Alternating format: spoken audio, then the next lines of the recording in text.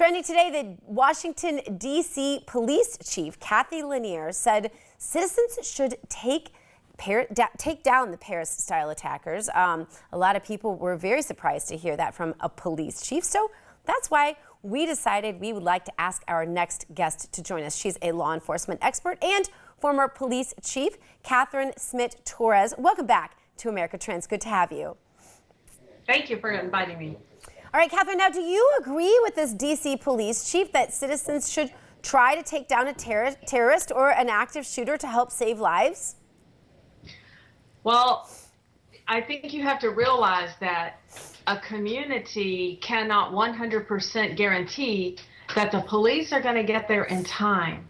And I'm going to be really honest with you. Whenever I was younger in my law enforcement and the right to carry started becoming part of law, where people could carry concealed weapons or carry them in their cars, I was so much against that. But then my dad told me, he said, my dad was in his 80s, and he said, you know, I live in a nice neighborhood, but there's some bad thugs that live around here. Do you think that I, as a good citizen who's very responsible, should not be allowed to protect myself because I can't fight against them?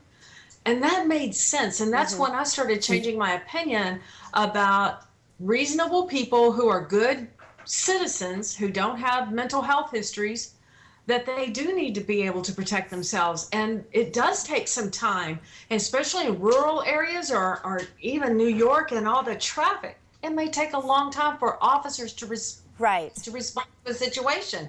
So rather than wait and just lay there as a lame duck and be shot, yes, you might have to protect yourself. Yeah, but I do think it's important because a lot of people can shoot a gun, and women especially are often very surprised when they start shooting a gun. They get their training that they're actually really good shots right off the bat. Women, for some reason, tend to be better shots when they first learn to shoot a gun.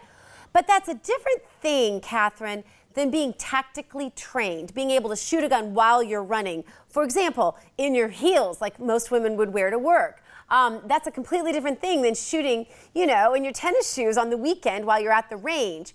So perhaps we should caution people that even though it is good to feel prepared and to be prepared, if you are capable of that and you're comfortable with that, it's also important to be tactically trained to run and shoot and to wear different sorts of shoes and shoot and to mimic some of those real life situations. Are there other things I'm not thinking of?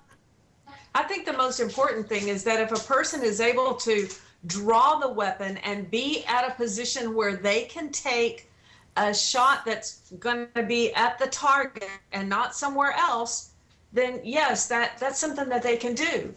But I don't know that they need to go through tactical training, because we're talking about just situations that you may find yourself in, and it's like eat or be eaten. Yeah, but I do think also we want to make sure that people, to the best of their ability, get as much training as they possibly can before they go out ready to take down the next terrorist. Pardon?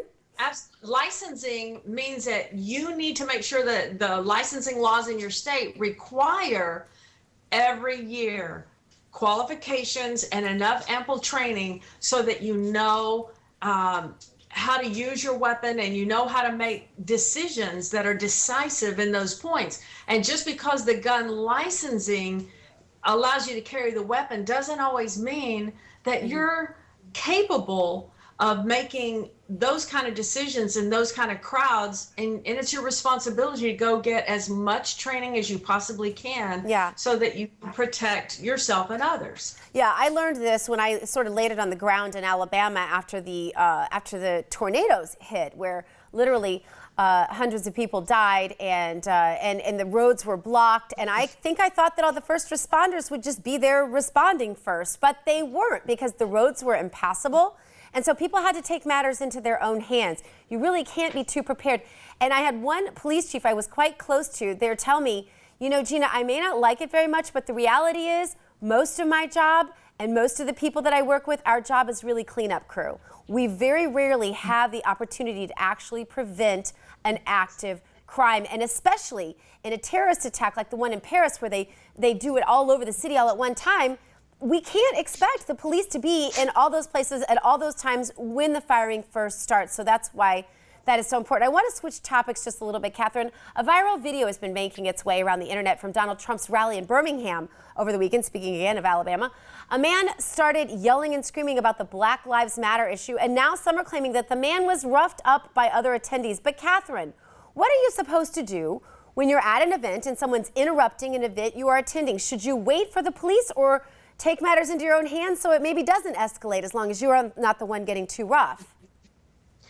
Yeah, I think that there's reasonableness, and that's what everybody needs to look at. What is the reasonable thing? It's not reasonable to allow him to monopolize all the time, but to beat him, to cause injury, there are ways, and some men are very capable of being able to restrain someone and get them out away from that situation so that the meeting can continue. It may take a police officer 20 minutes to an hour to get there, depending on where they're at. So I think it's reasonable as long as they don't abuse the situation. We have to look at common sense approaches to being able to deal with things and not being a vigilante or using excessive power over someone else.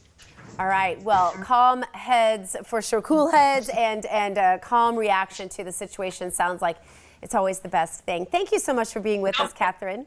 To be honest, I'm actually surprised. I'm saying these things I'm saying right now, but these are the times that we live in, and we can't be everywhere. It's a great and very logical point. I'm glad you have the courage to make it. Thanks again for being with us.